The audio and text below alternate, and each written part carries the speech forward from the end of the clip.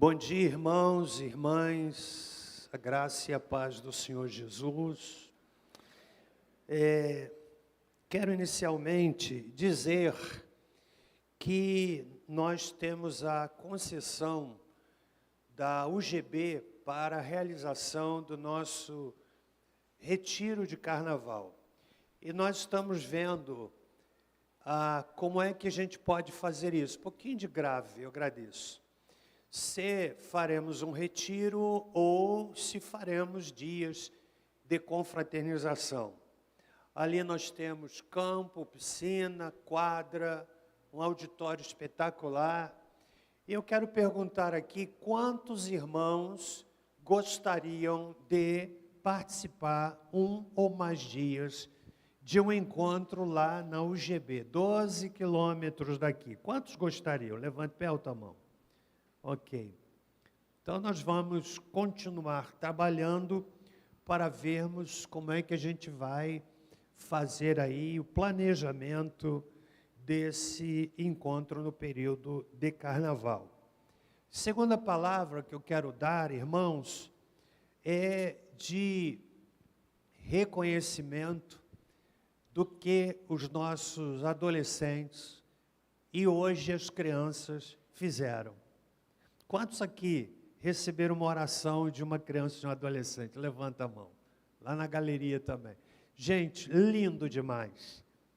Lindo demais quando as crianças oraram por mim, e a gente fica assim muito gratos a Deus por essas manifestações de ação de Deus. Então, eu quero parabenizar o Ministério Infantil, Lighthouse, Ministério dos Adolescentes. Continuem fazendo isto, recebendo cada membro da igreja com intercessão, com oração e com louvor. Amém, irmãos? Quero ainda nessa palavra introdutória, estava bom, não mexe mais não, senão confunde.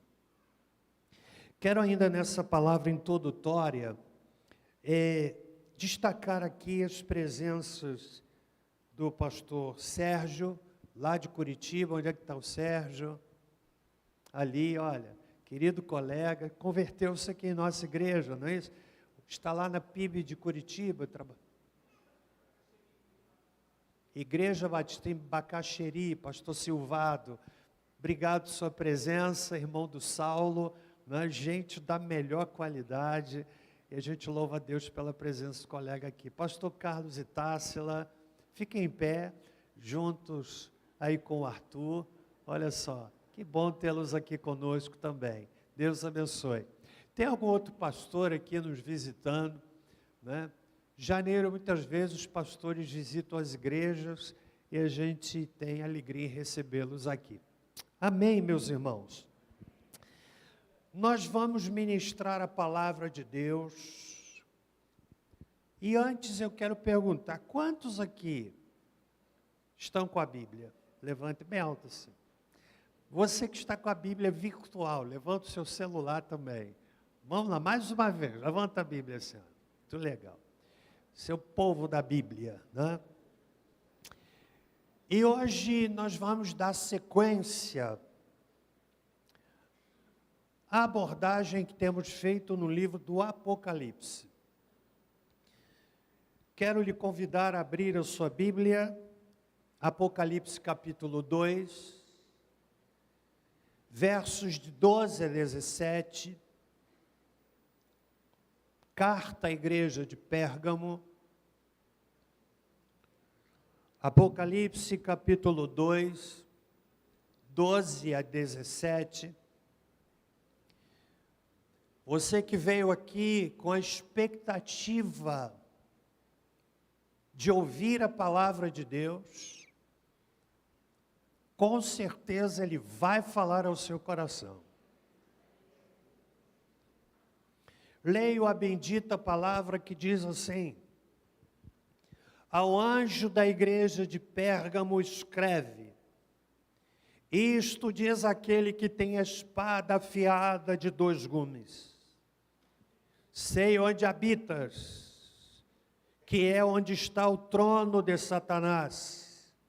Contudo, retens o meu nome e não negaste a minha fé, mesmo nos dias de Antipas, minha fiel testemunha, o qual foi morto entre vós, onde Satanás habita. Todavia, tenho algumas coisas contra ti.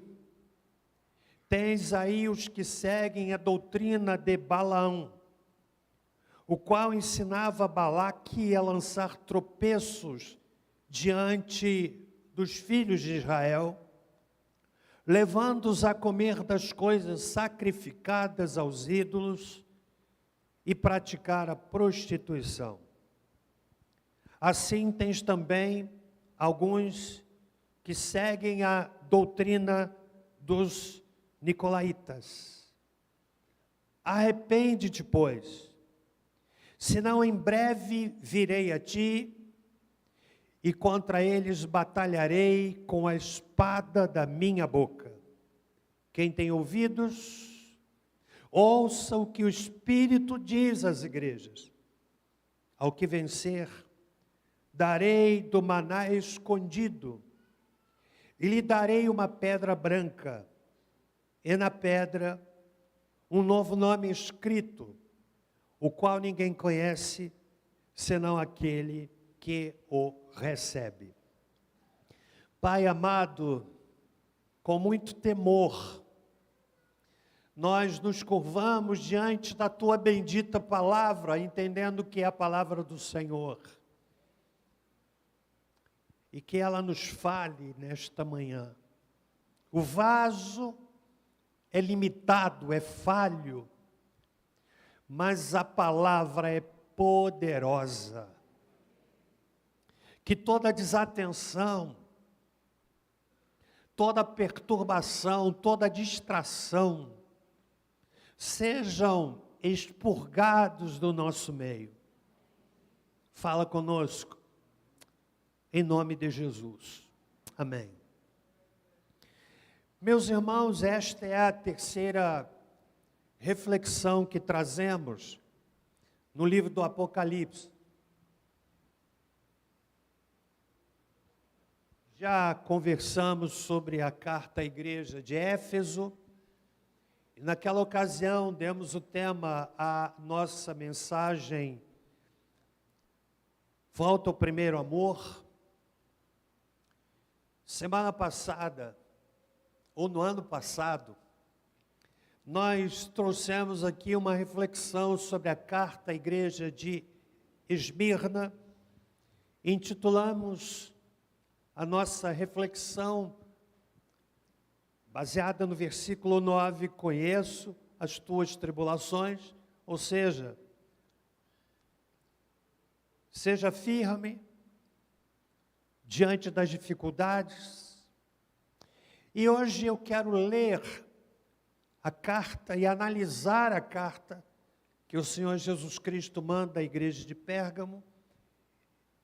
E lendo o texto, e o fiz várias vezes, em várias versões, o tema que trago é muito simples, duas palavras: seja fiel.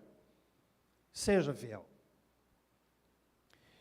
Quero introduzir a minha fala nessa manhã dizendo que as cartas endereçadas às igrejas da Ásia Menor foram cartas endereçadas a igrejas locais, igrejas que existiram, mas também são cartas que alcançam todas as igrejas, em todas as épocas e em todos os lugares.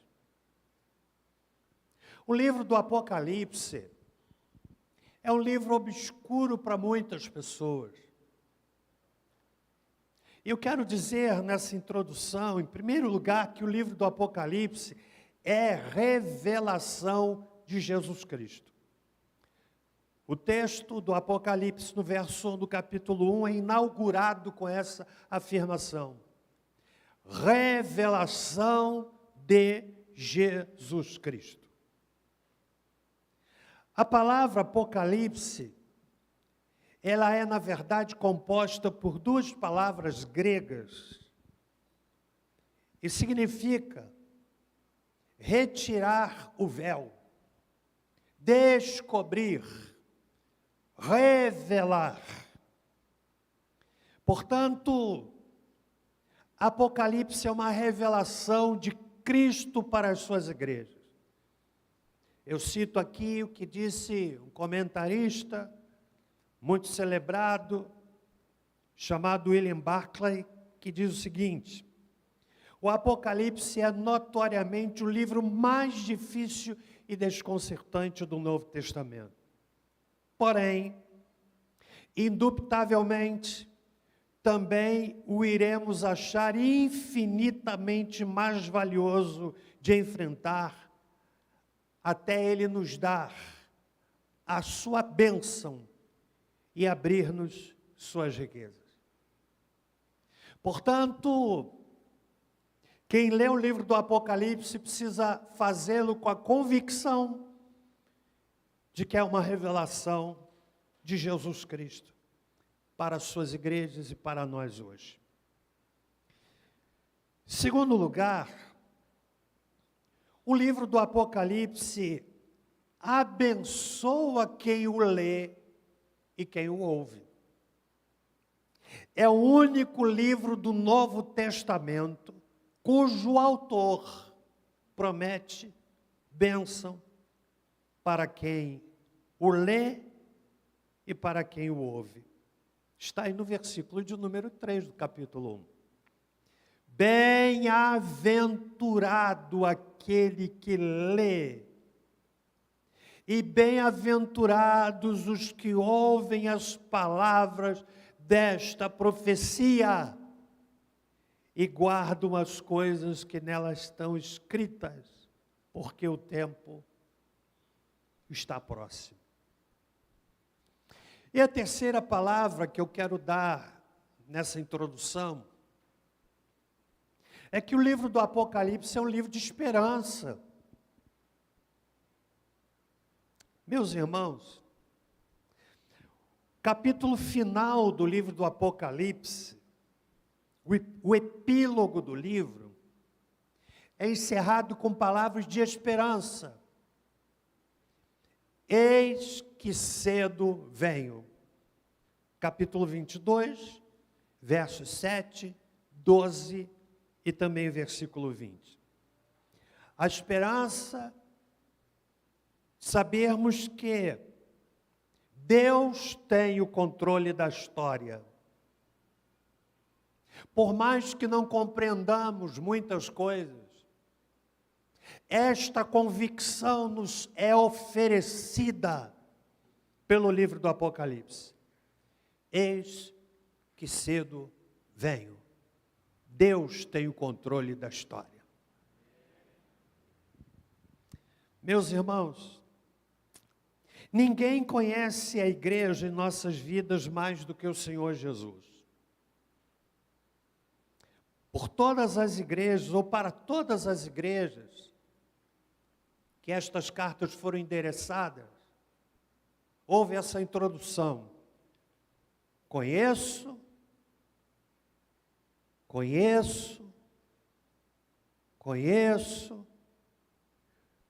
tua tribulação, conheço tuas obras.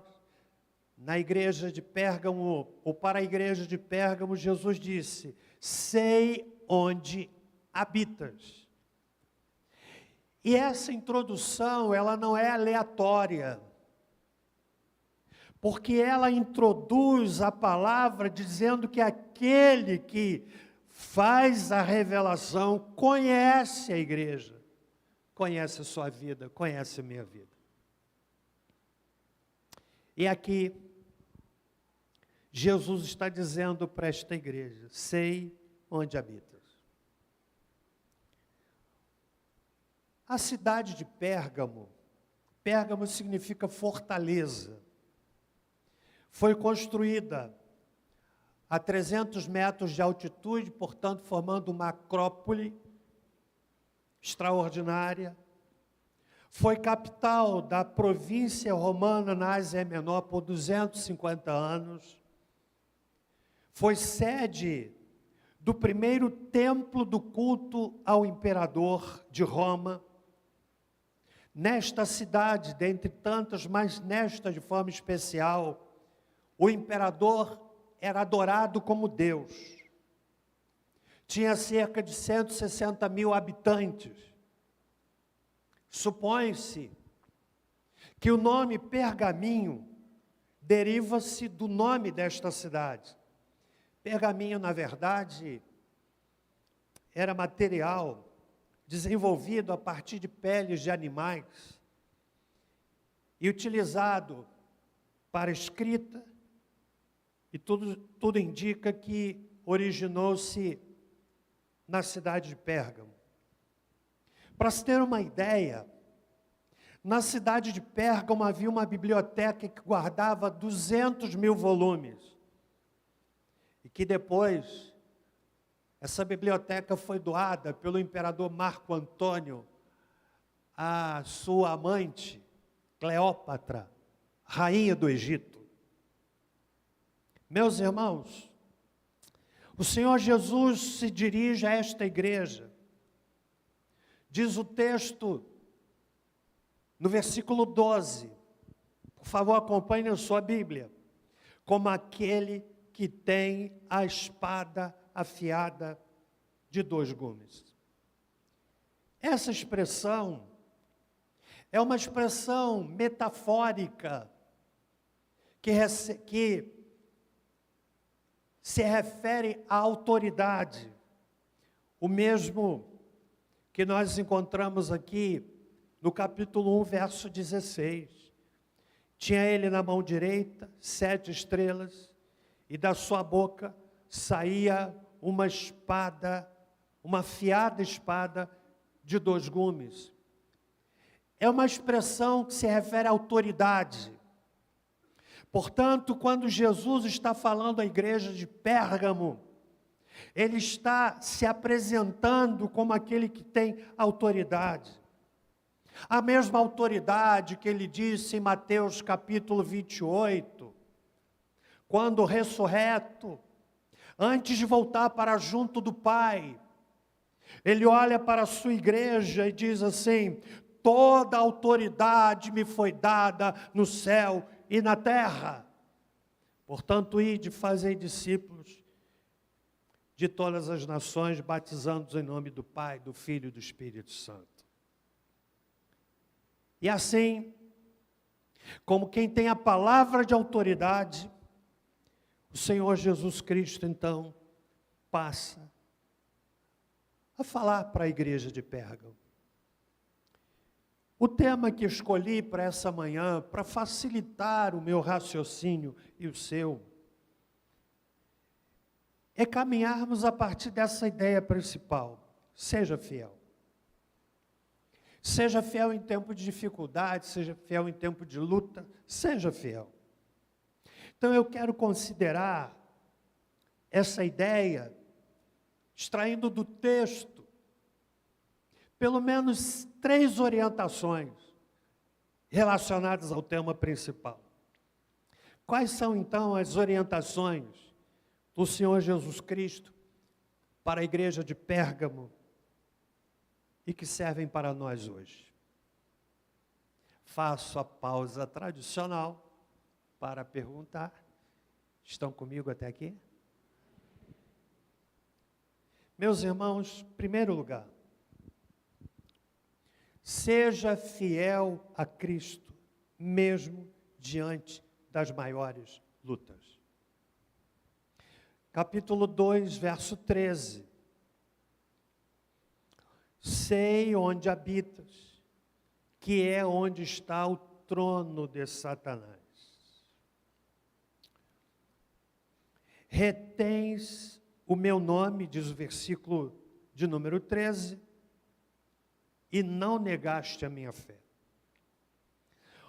O momento histórico que a igreja de Pérgamo enfrentava era dificílimo, gravíssimo.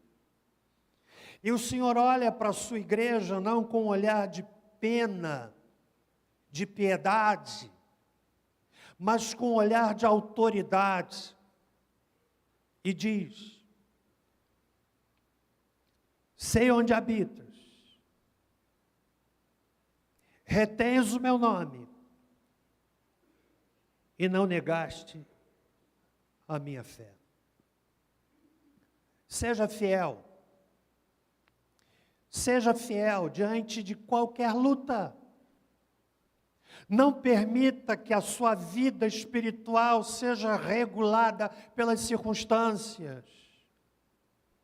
De quem está bem quando as coisas estão bem, de quem está mal quando as coisas não vão bem. O que eu quero lhe desafiar nessa manhã, inspirado pela palavra, fundamentado na Escritura, é de que você se mantenha fiel, mesmo diante das maiores lutas. E eu cito aqui o que disse Billy Graham, livro intitulado Tropel do Apocalipse. Eu estava analisando, dentre várias, esta obra de Billy Graham. Ele diz o seguinte: há apenas uma paixão que nos pode ajudar a dominar as inúmeras outras paixões que nos assolam. É a paixão de conhecer Deus e obedecê-lo. Eu vou repetir.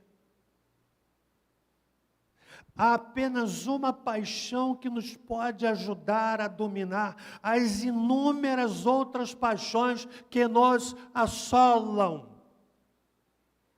É a paixão de conhecer Deus e obedecê-lo. Você jovem, que se vê tão pressionado por esta cultura erotizada, que banaliza a moral, banaliza o sexo. Você adolescente que vive debaixo de uma pressão insana contra os valores que você aprende na igreja e na sua casa. Como é que a pessoa pode vencer tais paixões? Billy Graham disse: é a paixão de conhecer Deus e obedecê-lo. Não há outro caminho. Não há outro caminho. Portanto, seja fiel, mesmo diante das maiores lutas. Seja fiel. Evangelho é para gente grande. O que é o que eu quero dizer com isso? É para gente que tem fibra. Agora, o evangelho caricaturado não exige mudança de vida. Evangelho é coisa séria. Por isso eu quero lhe dizer, seja fiel. Jesus disse para aquela igreja: sei onde habitas, é onde está o trono de Satanás, contudo, retens o meu nome e não negaste a minha fé. Amém, gente? Segundo lugar, seja firme nas suas convicções em um tempo de múltiplas convicções. Jesus fala aí de Antipas, que ele chama de fiel testemunha, mas ele faz um alerta no verso 14: todavia tenho algumas coisas contra ti. Tens aí os que seguem a doutrina de Balaão, o qual ensinava Balaque a lançar tropeços diante dos filhos de Israel, levando-os a comer das coisas sacrificadas aos ídolos e a praticar prostituição. Nós vivemos em um mundo de múltiplas verdades, ou de um absurdo relativismo. A cidade de Pérgamo era extremamente mística. Tornou-se, como disse anteriormente, centro e capital do culto a César. Era um importante centro de adoração a várias divindades, como, por exemplo, Atenas Pólias, chamado deusa da guerra, Baco, também chamado de Dionísio, que era o deus do vinho e da embriaguez, Zeus, que era considerado salvador do mundo. O texto fala do trono de Satanás. Na Acrópole, havia um templo na forma de um trono, que era dedicado a Zeus. Hera, mulher de Zeus, a deusa do casamento. E Esculápio, ou chamado também Asclépio, que era o deus da medicina. Agora preste bem atenção. A adoração a Esculápio, que não tem nada a ver com esculacho, era uma adoração, a divindade era na forma de uma serpente. Talvez você não saiba, mas é daqui que vem a origem do símbolo da medicina. Qual é o símbolo da medicina? É um bastão de Esculápio, o Asclépio, com uma serpente rodeando-a. Você já viu isso? Sabia disso? Então, essa informação vale R$50 para o jardim de oração. Brincadeira, gente. Não tem gente que vai sair dizendo que o pastor está cobrando aqui. Tem maluco para todo lado. Havia na cidade de Pérgamo um dos maiores hospitais da época. E atraía muitas pessoas, inclusive o imperador ia se tratar em Pérgamo. O tratamento, ou os tratamentos eram feitos à base de fisioterapia, ervas medicinais, massagens, sedativos, e também mediante o uso de música e também de superstições. Havia uma extraordinária escola de medicina na cidade de Pérgamo. E uma das práticas, para que a pessoa pudesse ser curada, era exatamente recomendar aos adoradores de Asclépio, o Esculápio, que dormissem no chão do templo, permitindo que serpentes deslizassem sobre eles e assim impregnando-os com seu poder de cura. Olhem o misticismo desta cidade. Na entrada da cidade estava colocado em letras garrafais: em nome dos deuses, a morte não pode entrar aqui. Compreende? Agora preste bem atenção. O que acontece numa cidade, ou num estado, ou em um país, tem a possibilidade de influenciar a igreja que está naquela cidade, naquele estado ou naquele país.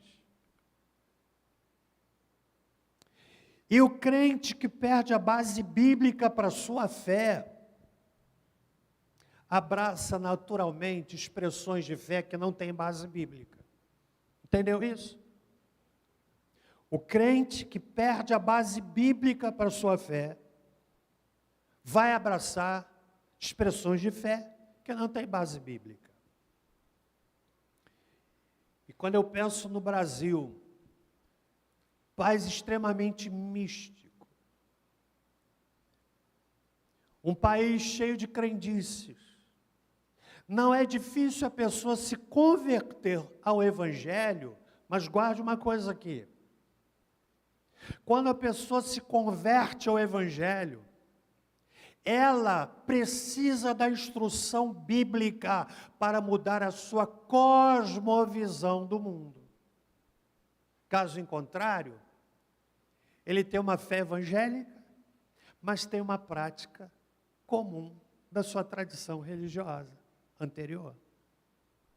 Eu já falei para você, muitos anos atrás, ainda solteiro, nas muitas visitas que fazia aqui em Barra do Piraí, e eu conheci uma pessoa que disse assim: pastor, meu pai, ele é temente a Deus.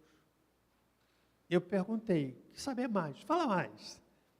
Ele tem a Bíblia aberta no Salmo 91. As páginas estão até amareladas, pastor. Sabe o que é isso? Crendice. Houve época, olha que coisa absurda, houve época que se orientava no trabalho de expulsão de demônios, bater com a Bíblia na cabeça da pessoa. Você ri, mas é verdade. Houve época em que se ensinava a tomar chá de Bíblia, ou seja, pegar as páginas da Bíblia, fazer chá e tomar. Pior, gente, é que tem gente que faz.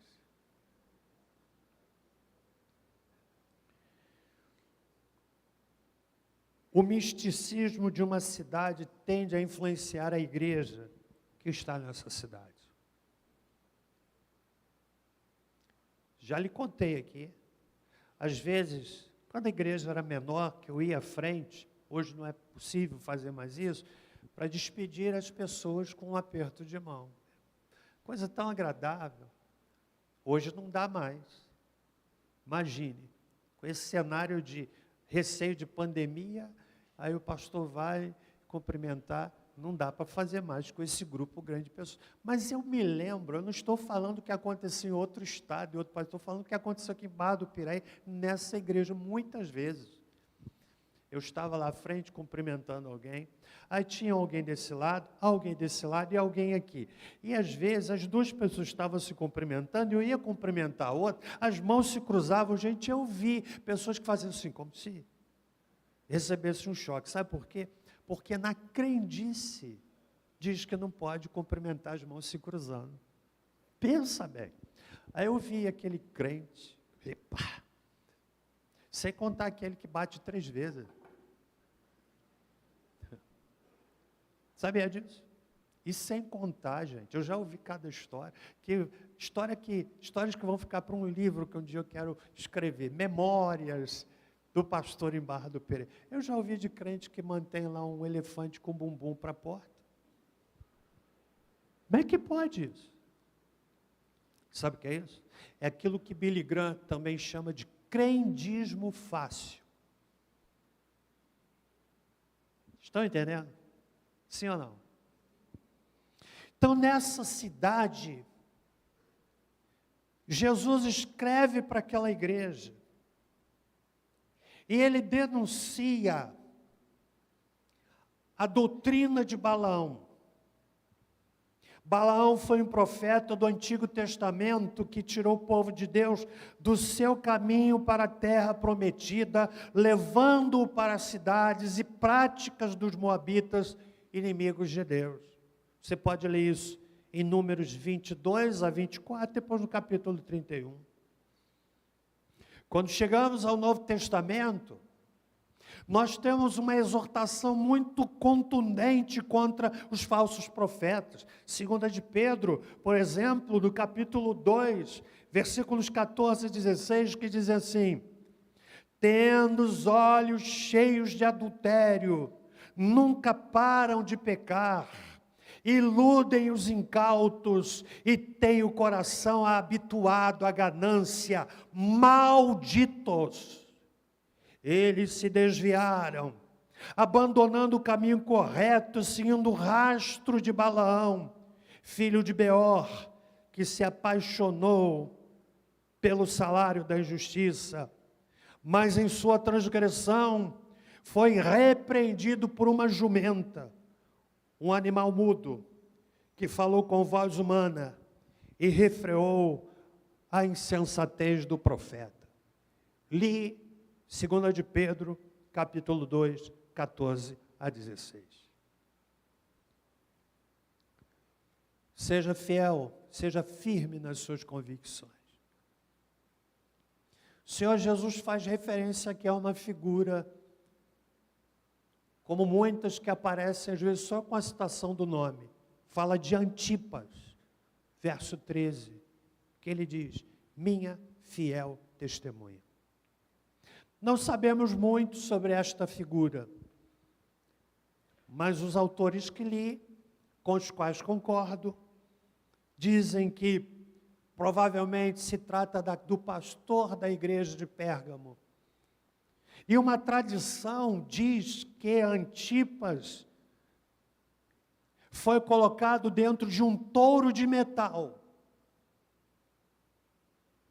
E aquele touro de metal, sendo aquecido por chamas até ficar vermelho, e lá dentro, Antipas teria morrido dessa forma atroz.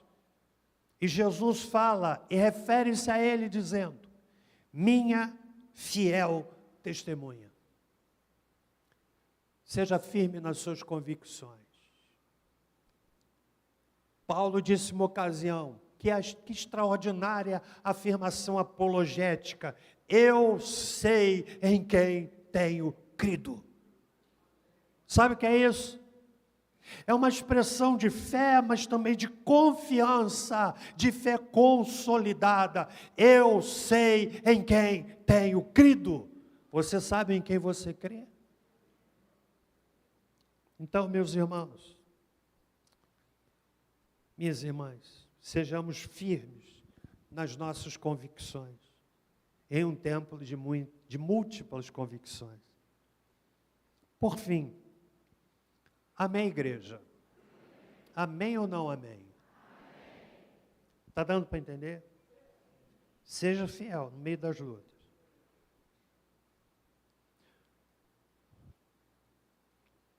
Há pessoas que são de uma expressão de fé tão pobre. No meu livro, que um dia eu vou escrever, de memórias, eu vou citar a história daquela irmã já repousa na glória. Isso faz muitos anos. Eu, seminarista ainda, lá por idos de 1978. Quanto tempo, hein? Eu chegava em Barra do Piraí, lá na nossa igrejinha pequena. Normalmente eu vinha ou sexta-feira à tarde, ou sábado de manhã, por causa das aulas do seminário. Dormia nos fundos da igreja. E eu chegava aqui com minha mochila, com minha bolsa. Era tempo de deixar minhas coisas, colocar a Bíblia dentro da bolsa, me ajoelhar, orar, dizer: Senhor, me abençoa agora nas visitas que eu vou fazer. Eu rodava a Barra do Piraí. Mas tinha uma ovelha, gente, pensa numa irmã, tão desanimada. E eu chegava lá, aquele seminarista novo, 22 anos, cheio de gás. E eu chegava lá na casa da irmã, e era muito engraçado, porque eu chegava e perguntava assim: e aí, irmã, como é que está?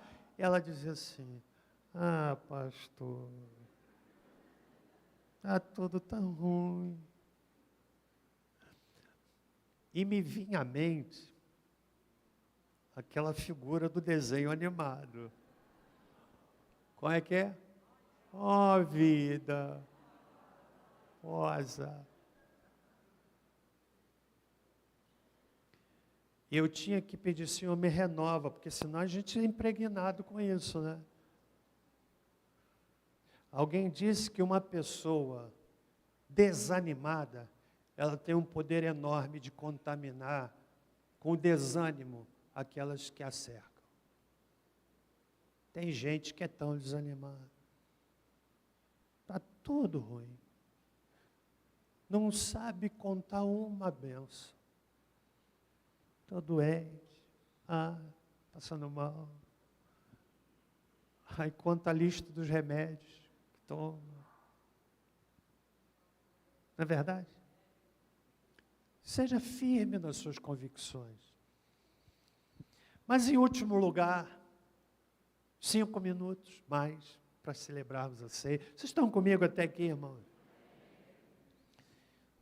Seja pronto em se arrepender. O Senhor Jesus faz um diagnóstico desta igreja, mas a mensagem que é extraordinária, que é a esperança. Ele diz assim, no verso 16, arrepende-te. Todos nós somos pecadores. Nenhum de nós está isento de pecar, mas nem todos estão prontos a se arrepender. Arrependimento não é lágrima. O arrependimento pode até levar às lágrimas, mas o oposto não é verdadeiro. Arrependimento, na Bíblia, é mais do que um sentimento de tristeza.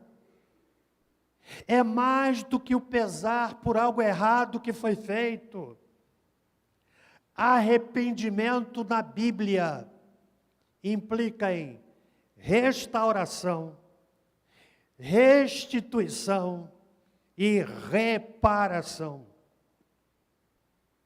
Um dos exemplos mais eloquentes de arrependimento, são muitos na Bíblia, é a experiência de Zaqueu. Lucas capítulo 19. Arrependido, ele diz: Senhor, eu restituo 4 vezes mais se eu tenho defraudado alguém. Então, seja pronto a se arrepender. A pessoa que não se arrepende, ela vai se tornando insensível ao pecado, vai endurecendo.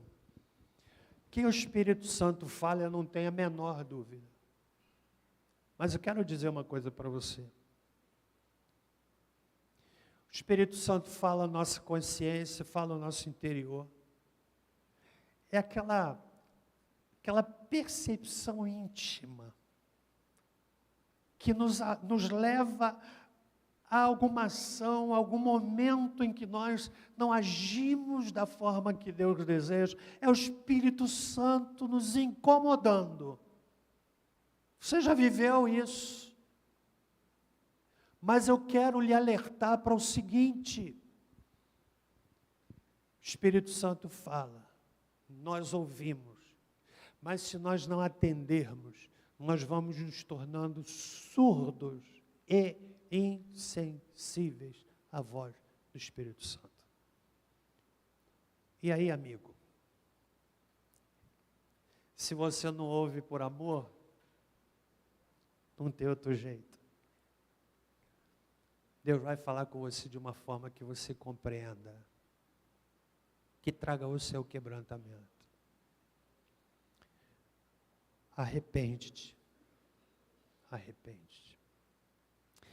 Eu finalizo com as promessas de bênção que o texto nos oferece. Darei o maná escondido. Está no versículo 17. O que Cristo oferece àquele que é fiel é o alimento oculto, que só os crentes em Jesus Cristo e que se mantêm fiéis poderão comer. Você tem sido fiel? Eu não estou perguntando se você frequenta a igreja. Frequentar a igreja é um ato de devoção, mas não significa necessariamente espiritualidade. Estou perguntando se você tem sido fiel a Deus. Simboliza, maná escondido, o privilégio ímpar que os crentes têm, o de serem admitidos à festa messiânica, que se denomina a ceia das bodas do Cordeiro. Não são palavras minhas, são palavras do Dr. Russell Shedd. Fala ainda no verso 17: lhe darei uma pedra branca, e na pedra um novo nome escrito, o qual ninguém conhece, senão aquele que o recebe. Receber uma pedra branca era o ingresso único de entrada em uma festa na qual os campeões seriam destacados das suas competições. Era um ingresso único. Não era um ingresso com direito à família, era único. Conforme diz o texto, lhe darei uma pedra branca. E ninguém conhece senão aquele que o recebeu. Mas também a pedra branca simbolizava e era usada como o veredito de absolvição. Diante de julgamento, condenado, pedra preta. Absolvido, pedra branca. E que ninguém tenha loucura de trazer ideologia para esses significados, porque hoje se ideologiza tudo. Veja que absurdo. Trazer uma compreensão ideológica para um hino. Alvo mais que a neve. Tem 140 anos. Esse pessoal não tem o que fazer. Alvo mais que a neve.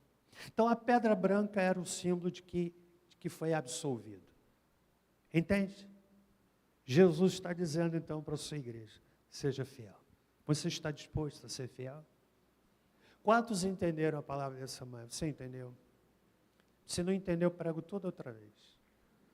E você vai ouvir com o maior prazer. Obrigado, amados. Obrigado, irmão. Nós vamos celebrar a ceia neste momento. Vamos ficar em pé.